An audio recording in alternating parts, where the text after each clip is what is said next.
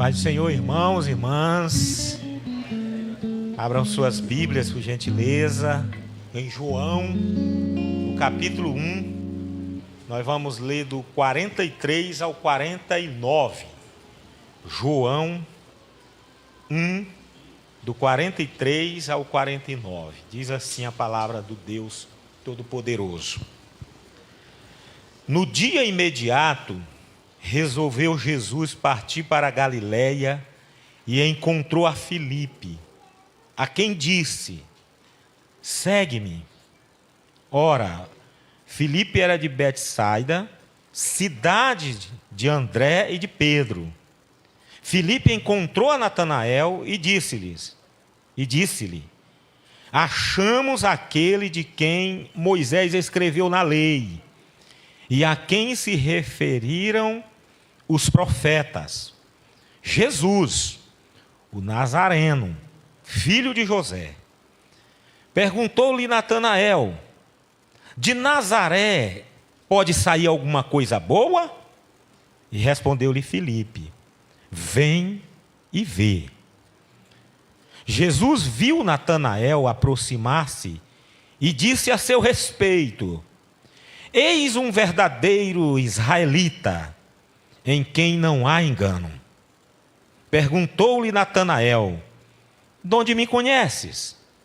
E respondeu-lhe Jesus: antes de Filipe te chamar, eu te vi, quando estava debaixo da figueira. Então exclamou Natanael: mestre, tu és o Filho de Deus, tu és o Rei de Israel. Amém? Ore ao Senhor. Pai Todo-Poderoso, muito obrigado pela tua palavra, Senhor. Te adoramos através das canções maravilhosas, te adoramos através do ofertório, através da oferta, através dos dízimos, te adoramos através da escola bíblica, através da consagração, e agora vamos te adorar, Pai, através da pregação da tua palavra. A palavra já foi orada, a palavra já foi estudada, agora ela será pregada. A palavra já foi cantada, e eu te peço que o Senhor me use, que o Senhor fale com a igreja mais uma vez nessa manhã. Alimenta o teu rebanho mais uma vez, alimenta a tua igreja mais uma vez. Eu te peço, Pai, em nome de Jesus, o Senhor tenha misericórdia de mim e me use como um instrumento em tuas mãos para ministrar a tua igreja. Isso é muito sério, Pai. Ministrar o teu rebanho. Que o Senhor fale com a igreja, que o Senhor encoraja, que o Senhor conforte aqui, que o Senhor console, que o Senhor edifique a igreja, as famílias, as vidas aqui nesse lugar. Pois tudo é para a honra e para a glória do teu nome. Amém. Graças a Deus. Pode sentar, irmãos e irmãs. Antes de entrar aqui na mensagem, eu quero agradecer a presença dessa liderança ali na Assembleia, né? Tivemos um final de semana muito corrido, cheio de demandas. De sexta para sábado teve uma tempestade, né? Nós tivemos dificuldade de voltar de Mesquita para casa, mas tudo deu certo e realizamos a junta, realizamos a Assembleia.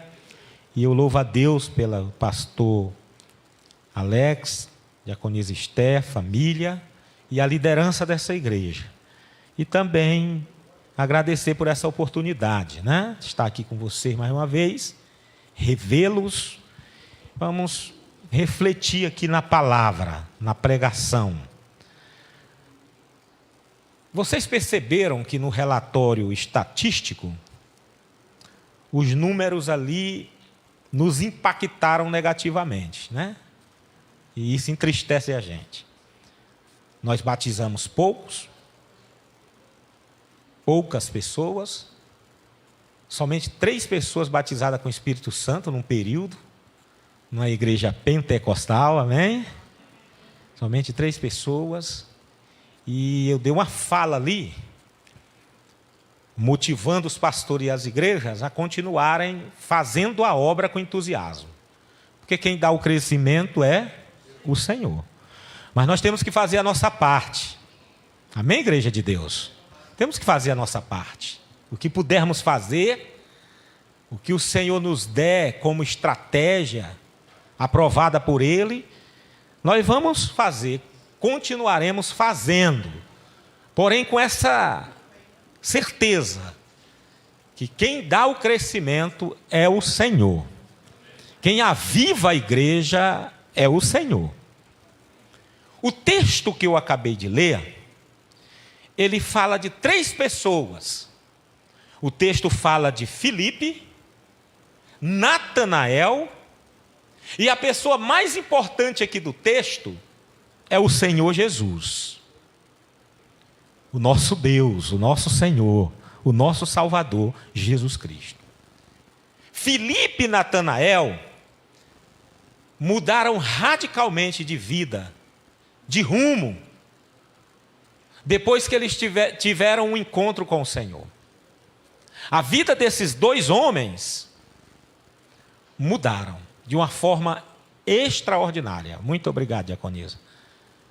De uma forma gloriosa, depois que esses homens de Deus tiveram um encontro marcante com Jesus. E aqui nós podemos fazer a primeira aplicação do texto e da reflexão que o Espírito Santo colocou no meu coração para trazer aqui para essa igreja, nessa manhã. Qual é a primeira aplicação? É que a vida de quem tem um encontro real, verdadeiro, com Jesus, nunca mais será a mesma. Você crê nisso mesmo, igreja? Vou repetir, a vida de quem teve um encontro verdadeiramente com Jesus, nunca mais será a mesma. Nós ouvimos na escola bíblica, vou falar assim, né? Um irmão falando como é que ele agia antes. Se eu for contar aqui também minha história, né? Os irmãos vão dizer, misericórdia desse pastor Francisco. Porque antes de conhecer Jesus, eu tinha uma vida totalmente diferente. Completamente diferente. Eu não nasci num berço evangélico, como dizem, né? Então, eu fazia coisas terríveis. Eu gostava da noite, eu bebia, eu fornicava, né? Na minha vida de solteiro, porque eu não conhecia Jesus. Eu era um idólatra. Mas depois que eu tive um encontro com Jesus, a minha vida mudou de rumo. Amém, igreja? E o que o irmão contou aqui na escola bíblica, e eu estou aqui contando resumidamente da minha vida, a gente conta para glorificar a Deus. Para dizer, igreja, o Francisco antes era assim, era desse jeito, fazia coisas erradas. O Francisco agora tem uma vida que glorifica a Deus. Glória a Deus. Porque depois que o Francisco teve um encontro com Jesus, depois que você, meu irmão, depois que você, minha irmã, teve um encontro com Jesus, verdadeiramente, não tem como a vida não mudar. A vida nunca mais será a mesma.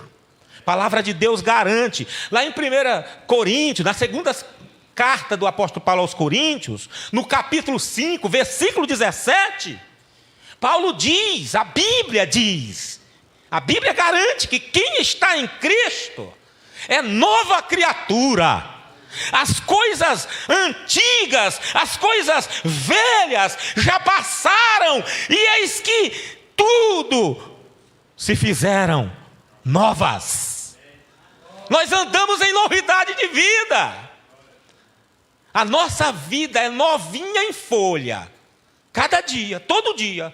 Porque a cada manhã, cada noite, a cada manhã, a gente se ajoelha diante de Deus, pede perdão, e o Pai perdoa, e a gente segue caminhando, novinho, para a glória de Jesus. Para a glória de Jesus. É necessário que todo pecador tenha um encontro com o Salvador. Eu estou fazendo essa introdução para afirmar isso.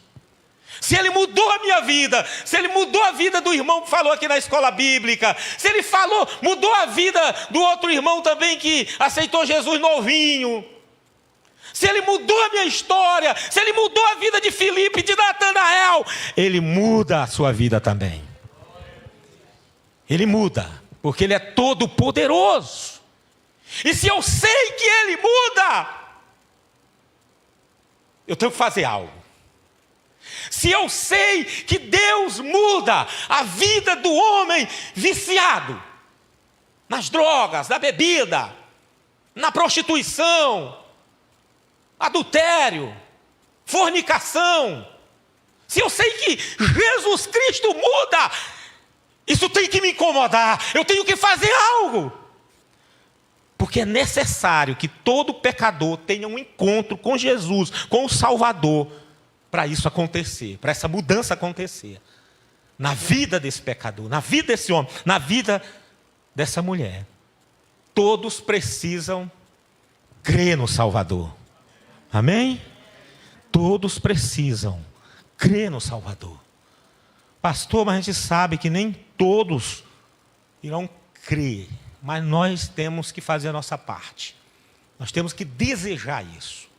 Nós temos que trabalhar para isso. E uma forma da gente trazer pessoas aos pés do Salvador, uma forma da gente trazer pessoas aos pés de Jesus, e nessa manhã eu quero falar só sobre essa forma, é através do nosso testemunho. Não adianta. Comunidades serão poderosas e comunidades serão destruídas através dos nossos testemunhos. Conheço igreja e histórias de igreja que através do testemunho a comunidade mudou, a cidade mudou, os vizinhos mudaram. Mas eu conheço também história de igreja que a igreja foi destruída. Por causa de quê? Do mau testemunho. Eu conheço igrejas que, sob nome de pessoas, arrebentaram com o crescimento da igreja. Quando você convida a pessoa para a pessoa diz, é a igreja, aí diz o sobrenome. Deus me livre dessa igreja. Por causa de quê? Do mau testemunho. Por causa de quê? Dos escândalos. A igreja de Jesus, ela não tem sobrenome. A igreja de Jesus é do Senhor, é do Salvador. E através do nosso testemunho, o nome dele é exaltado, ou o nome dele é escandalizado. Então, uma forma extraordinária de evangelizar, de propagar o evangelho, uma forma extraordinária de trazer pessoas aos pés de Jesus, é através do testemunho. O que é que eu vejo nesse texto? Eu vejo um homem testemunhando. Quem é o nome desse homem? Filipe. Filipe testemunhou aqui. Jesus o chamou. Filipe, segue-me. E ele seguiu. Ele respondeu positivamente à voz de Jesus. Filipe não resistiu à palavra de Jesus. Porque a palavra de Jesus tem poder. A palavra de Jesus é poderosa. A palavra do Francisco não tem poder nenhum. A palavra humana não tem poder nenhuma. Mas a palavra de Jesus é toda poder. É toda poderosa. E o texto diz que Jesus chamou Filipe. E Filipe não resistiu ao chamado. Ele respondeu. Ele aceitou Jesus. Ele seguiu Jesus. E o que é que significa seguir Jesus? É imitá-lo. Eu ouvi uma expressão um dia desses. Estava numa escola bíblica, numa igreja aqui na região. E lá uma diaconisa disse assim: deixe Jesus Cristo, deixe o Espírito Santo forjar em você o refinado caráter de Cristo. Amém, igreja? Porque ser discípulo de Jesus significa imitá-lo. E eu só posso imitá-lo se o meu caráter, se a minha mente, se os meus pensamentos forem transformados. E isso acontece na vida cristã. Gradativamente, Cristo vai colocando o caráter dele refinado em nós. Gradativamente, ele vai colocando a mente dele na nossa. Os meus pensamentos passam a serem os pensamentos de Jesus. Gradativamente. Isso se chama crescimento espiritual. E a gente tem que crescer espiritualmente. Nós não podemos ser menino a vida toda. A igreja não pode ser menina a vida toda. A igreja tem que crescer. Nós temos que crescer. O Francisco tem que crescer. E ser discípulo de Cristo é isso. É você ser parecido com Ele. É pensar como Ele pensa. É agir como Ele agiu. Ou como Ele age. Diante das circunstâncias, como é que eu vou agir aqui? E aí o Espírito Santo nos dá discernimento para agir, amém? A palavra, porque o Espírito Santo te conduz à palavra. Quanto mais eu conheço a palavra, eu tenho discernimento para fazer a vontade do Pai. Para agir conforme a vontade do Pai, a vontade de Jesus. É isso. É isso que é o verdadeiro seguidor de Jesus. Ou melhor, é isso que o seguidor de Jesus faz. Ele procura se parecer com o seu mestre. Se parecer com o seu Senhor. Imitá-lo.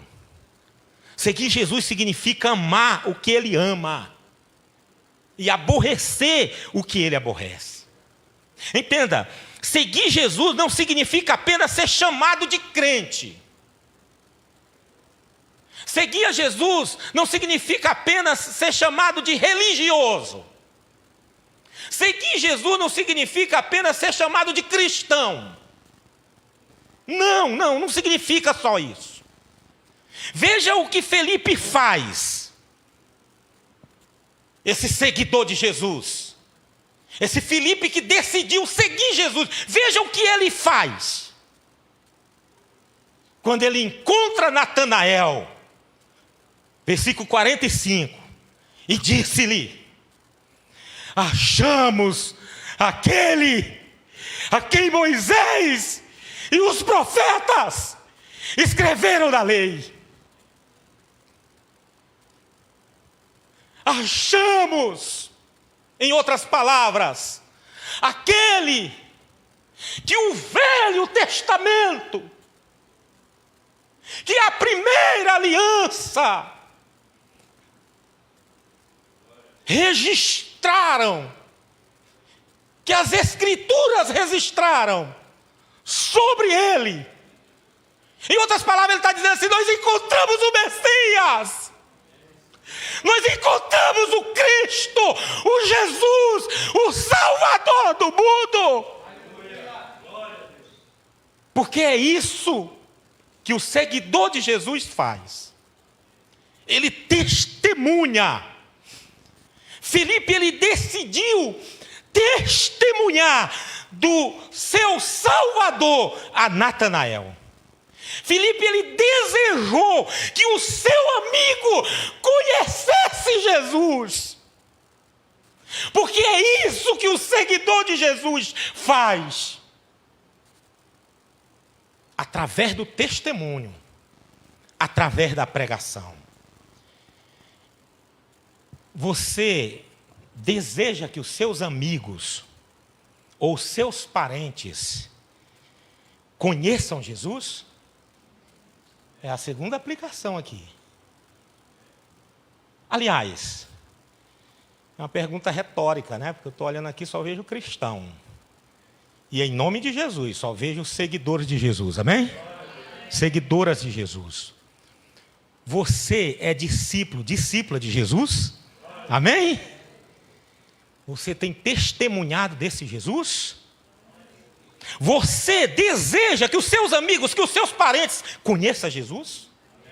Você almeja ver os seus familiares um dia cultuando o Senhor aqui no templo?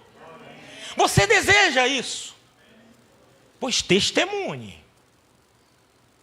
Porque se nós não tivermos um bom testemunho, o nome do Salvador será escandalizado por nós. E ai daquele que escandalizar o nome do Senhor. É por isso que eu disse e repito, depois que eu tenho um encontro com Jesus, a minha vida nunca mais será a mesma. Seguir Jesus não é brincadeira. Não tem como recuar. Não tem como voltar para trás, retroceder. Seguir Jesus significa avançar. Passo para trás, nem para tomar impulso. Passo para trás, nem para tomar impulso. Passo adiante, olhando para Jesus, o autor e consumador da minha fé. Glória a Deus. Glória a Deus. Você espera mesmo trazer os seus parentes aqui na igreja? Ou no grupo ou no grupo, nos pequenos grupos? Ou no culto de oração? Você tem esse desejo? Você tem essa vontade? Você está fazendo algo, eu estou fazendo algo, então testemunhe a respeito dele, através do seu estilo de vida. Porque senão ele não vem. Ele não vem. O testemunho, ele deve ser exemplar. Porque ser discípula de Jesus é algo sério. Não é pouca coisa, não. Filipe tornou-se uma nova criatura, porque ele respondeu positivamente o convite ou a palavra que Jesus ministrou a ele, e ele ministrou essa palavra ao seu amigo Natanael, que nós vamos ver no final da leitura do texto. Você pode ler o texto, se quiser ler agora, leia em casa, que ele respondeu também positivamente quando ele vai até Jesus. O comportamento de Filipe era uma potente ferramenta de evangelismo. Entende? As pessoas dão mais valor às atitudes do que às palavras. O bom exemplo, ele gera mais confiança e mais respeito do que as palavras. Isso não significa que eu não tenha que falar, porque a palavra proclamar é verbalizar, é oral. Eu prego através da forma oral, mas eu prego também através do meu testemunho. Então eu condeno aquela fala que dizem que é de Santo Agostinho, outros dizem que é de São Francisco. Ela é meia verdade, já falei isso. Quando você falar essa frase, você tem que corrigir, porque senão teologicamente você está equivocado. Qual é a frase? Como é a frase? Isso, pregue, pregue, pregue, pregue, se possível fale. É uma meia verdade. Porque não tem como pregar, proclamar, sem a forma oral.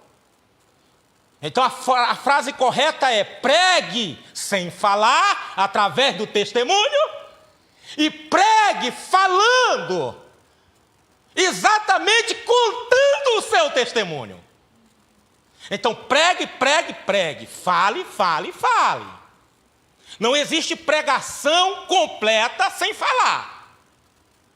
Porque proclamar é verbalizar, é forma oral. Então, proclamação se faz através da pregação do Evangelho, de forma oral, escrita, não importa, e através do testemunho.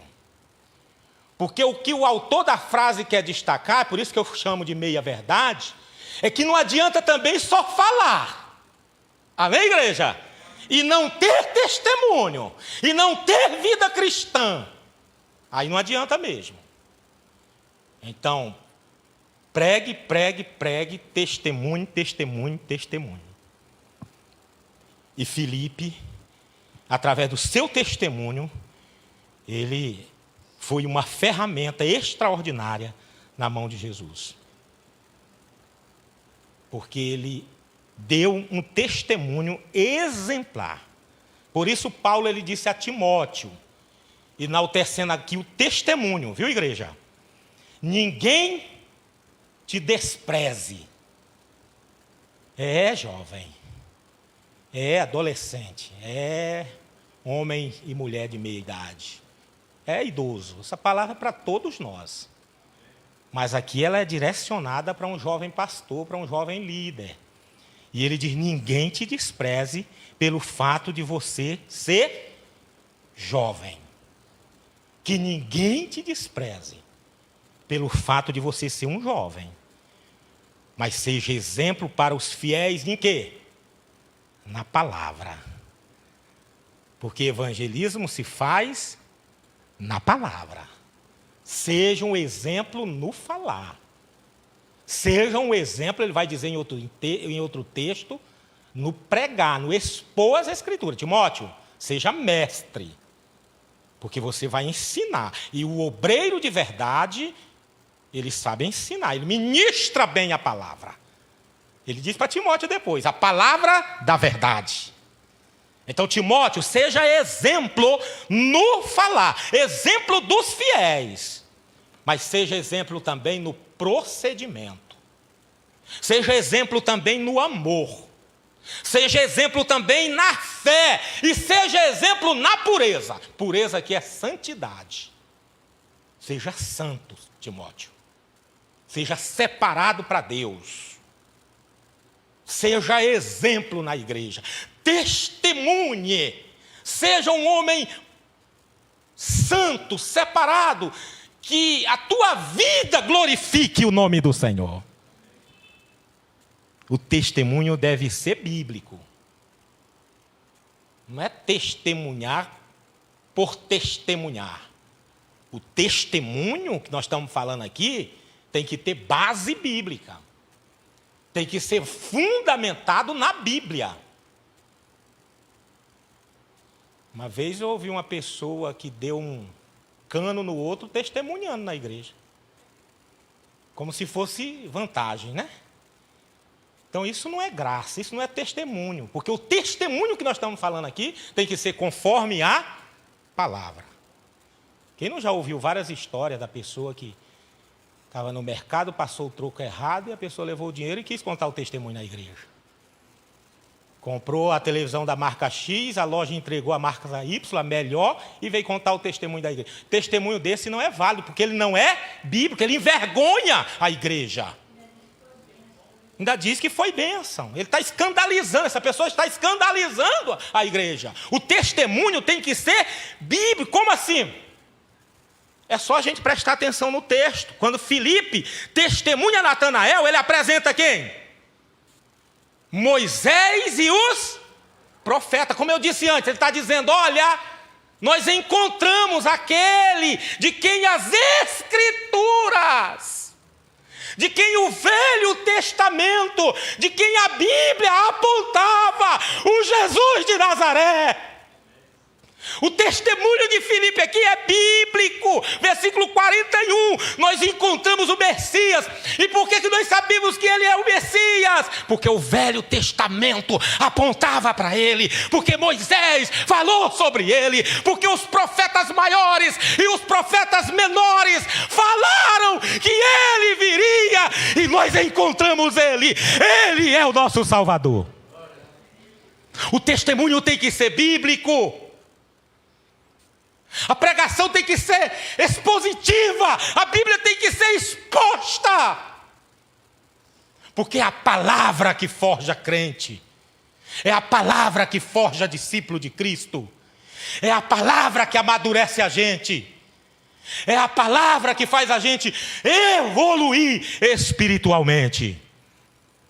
Igreja sem palavra é um risco. Igreja sem palavra é muito perigosa. Capaz de fazer absurdos. Então quem conduz a igreja para ela não sair do rumo é a palavra. É a pregação da palavra, é as escrituras, é a Bíblia Sagrada. Filipe, ele usou aqui argumento baseado na Bíblia para convencer o seu amigo Natanael. Quero te apresentar aquele que as escrituras falaram que ele viria. Eu quero te apresentar o Salvador. E que tal fazermos o mesmo? Às vezes a gente acha que a Bíblia não tem mais nem poder. A gente quer inventar umas coisas, porque a gente acha que são essas coisas que vão transformar as pessoas. É mentira. É ilusão. Não transformam. Quem transforma as pessoas é a palavra de Deus. É o Evangelho de Jesus. É o Evangelho de Jesus. E é isso que a gente tem que fazer. Ao evangelizar, ao chamar as pessoas para a igreja, ao chamarmos as pessoas para o PG, a gente tem que convidá-las dizendo assim: venham conhecer Jesus. Venham e vejam o que a palavra de Deus fala sobre esse Jesus. Aliás, ele é a própria palavra. Argumentando o seu convite, baseando o seu convite na palavra. É isso que a gente tem que fazer. Mostrar na Bíblia a salvação por intermédio de Jesus. Jesus é o nosso Salvador. Jesus é o Messias. Pela fé, eu creio que Ele está aqui. E se Ele está aqui, não há nada mais maravilhoso, não há uma bênção maior do que você ter uma reunião que Jesus está presente. Porque Ele já está abençoando aqui a gente, Ele já está abençoando a igreja, Ele já está falando com a gente. Mostre o pecador, que por mais honesto que esse pecador seja, por mais amoroso que esse pecador seja, por mais educado, por mais dedicado que esse pecador seja, ele precisa ter um encontro com Jesus. Então não se iluda, não se engane. Ah, meu parentezinho, ele é tão gente boa, ele é tão educado. Ele precisa de Jesus. Se ele ainda não aceitou Jesus, ele precisa de Jesus, porque ser dedicado, ser educado, ser amoroso, são qualidades extraordinárias. E todo cristão tem que ter essas qualidades. Mas, em primeiro lugar, eu tenho que ter Jesus como meu Senhor, como meu Salvador. Então, meu parente precisa ter um encontro com Jesus. O meu amigo precisa ter um encontro com Jesus. Precisa fazer parte de uma igreja. Precisa fazer parte do aprisco do bom pastor. Essa atitude é um passo importante para que a pessoa seja trazida aos pés de Jesus. Que atitude? Fundamentar o convite na palavra. Convencer o pecador na palavra. Apresentar o Salvador nas Escrituras, na palavra. O Senhor Jesus, Ele deseja que em todos os cultos haja visitante na casa do Pai, para ouvir o Evangelho e ser transformados por Ele. Você já pensou nisso? que o Senhor Jesus Cristo, que a Trindade, deseja e quer nos usar para que em todas as reuniões, em todos os cultos, tenham visitantes, tenham pessoas que ainda não conheceram Jesus verdadeiramente. Você já imaginou também se isso nos incomodar a ponto de fazermos algo, de usarmos as nossas habilidades aprovadas por Deus para trazermos pessoas para os grupos de estudos, para os cultos públicos, para os cultos de oração? Se a igreja se incomodar a este ponto, se a igreja se incomodar a este nível, que em todos os cultos tenham pessoas que ainda não conheceram Jesus nas nossas reuniões, seria algo glorioso ou não? Você já pensou se a gente se incomodasse tanto, e aqui é para nós, tá? Para nós, todos nós. Se a gente se incomodasse tanto quando nós tivéssemos uma reunião como essa e não tivesse visitante. Que a gente ficasse envergonhado, que a gente ficasse constrangido, e que a gente se movimentasse no sentido de agir para que no próximo culto, na próxima reunião, a gente trouxesse alguém. E na próxima reunião tivéssemos visitantes, pessoas que ainda não aceitaram Jesus. Isso, segundo o texto e o contexto, é o que os discípulos de Jesus deveriam fazer. Deveriam fazer. Quem segue Jesus pratica o testemunho com a vida e com a pregação, como nós falamos em um momento da mensagem. E quem é esse Jesus que nós estamos falando aqui? Quem é esse Jesus que se apresentou para Filipe? Quem é esse Jesus que usou Filipe para pregar para Natanael? Quem é esse Jesus que os profetas falavam dele? Quem é esse Jesus que Moisés falava dele? Quem é esse Jesus que o Velho Testamento apontava para ele? Quem é esse Jesus? O capítulo 1 de João diz quem ele é. Ele é o sacrifício adequado para o pecado do homem. Quem é esse Jesus? Ele é o Cordeiro de Deus que tira o pecado do mundo. Amém, igreja? Quem é esse Jesus que nós temos que apresentar para o nosso amigo, que nós temos que apresentar para o nosso familiar que ainda não conhece? É o Cordeiro de Deus que tira o pecado do mundo.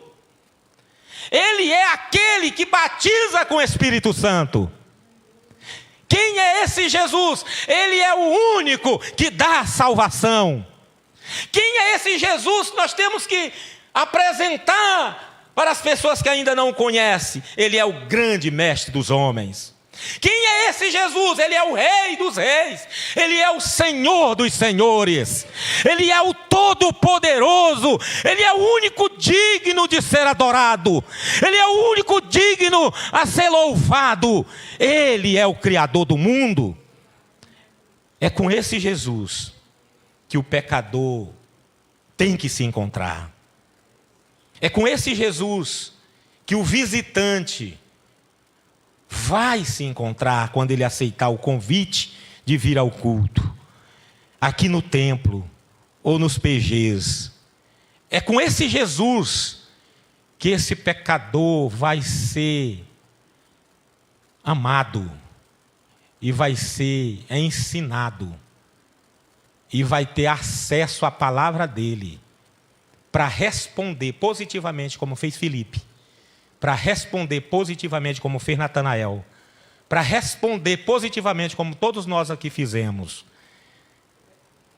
se rendendo a Ele e se arrependendo e o confessando como Salvador, como Senhor da sua vida. Amém, igreja? Então, concluindo, nessa manhã nós vimos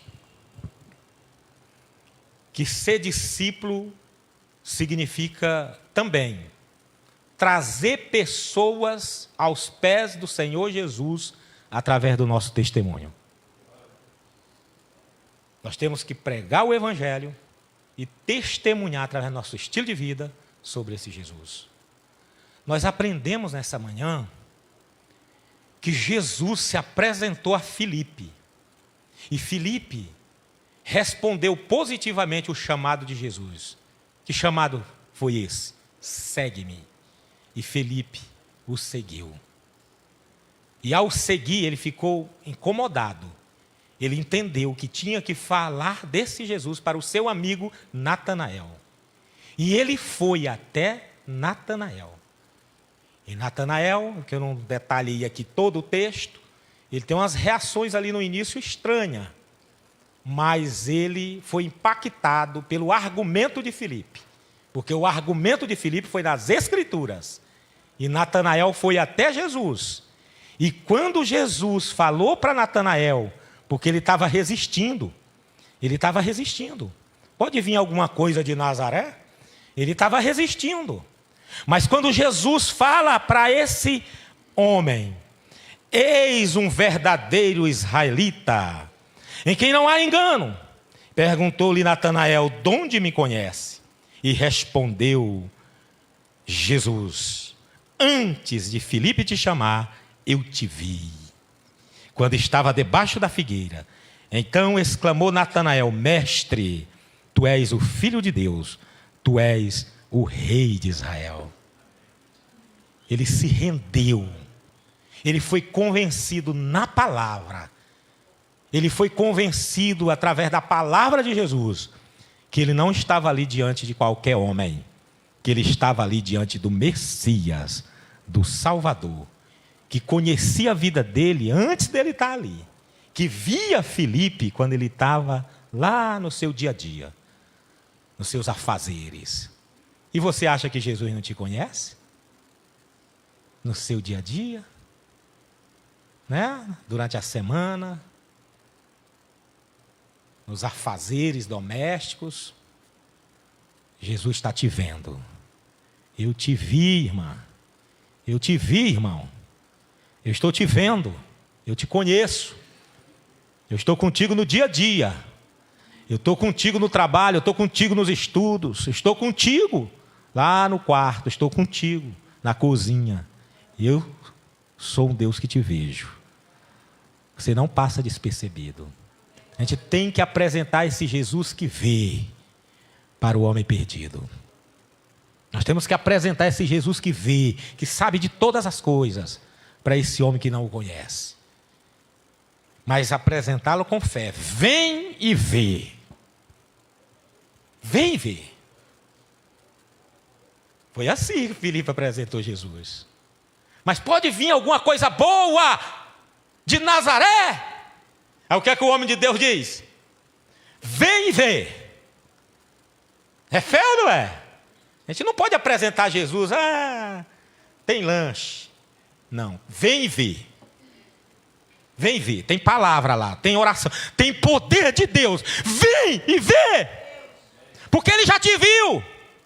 Vem e vê. Porque Ele conhece o teu estado. Ele conhece a sua vida. Ele conhece a sua família. Quem entendeu a mensagem? Fique em pé em nome de Jesus. Vou pedir permissão aqui ao Alex fazer uma rápida oração aqui com vocês. Feche os olhos. Senhor, obrigado pela Tua palavra, meu Deus. Tua palavra, ela é poderosa. E ela incomoda a gente mesmo. Ela mexe com a gente. Tua palavra, ela constrange a gente. A Tua palavra, ela nos ensina, ela nos exorta. O Senhor exorta, o Senhor consola. E nessa manhã nós ouvimos aqui só uma porçãozinha dela.